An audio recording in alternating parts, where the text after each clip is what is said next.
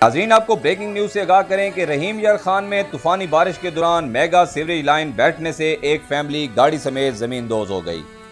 नाज़रीन, आपको breaking news से आगाह करते हैं कि रहीम यार खान में तूफानी बारिश हुई है। नाज़रीन, बारिश की वजह से सीवरेज लाइन बैठ गई है। एक फैमिली जो थी गाड़ी समेत जो ज़मीन दोज हो गई है। गाड़ी में 4 लोग बताए जा रहे हैं हमारे नुमाइंदे की जानिब से कि 4 लोग गाड़ी में जो है वो सवार थे। नाज़रीन, वीडियो में देखा जा सकता है कि गाड़ी एक बारिश बहुत ज़्यादा बारिश हुई है रहीम यार खान में, वहाँ पे जो देखा जा सकता है वीडियो में नाज़रीन के इस वक्त गाड़ी जो है वो आहिस्ता आहिस्ता जो है वो ज़मीन दोज हो रही है।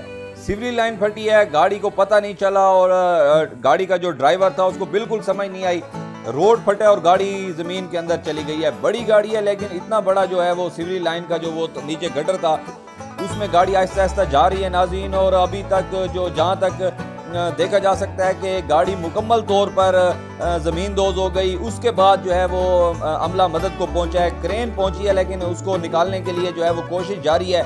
4 लोग गाड़ी में सवार हैं। अब देखना यह है कि वो लोगों को जिंदा बचाने में कामयाब होते हैं नहीं। ऑपरेशन शुरू है नाज़रीन। इंशाल्लाह मजीद जैसे ही हमें कोई न्यूज़ मिलती है, कोई रिपोर्ट मिलती है इस बारे में तो आपसे ज़रूर शेयर करेंगे। ब्रेकिंग न्यूज़ से यहाँ आपको आगाह कर रहे थे कि रहीम यार खान में तूफानी बारिश के दौरान मेगा सीवरेज लाइन बैठने से एक फैमिली गाड़ी समेत ज़मीन दोज हो गई है।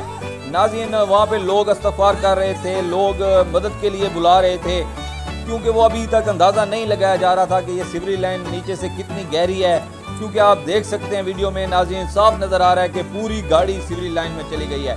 मज़ीद अपडेट्स के लिए देखते रहिए बी न्यूज़।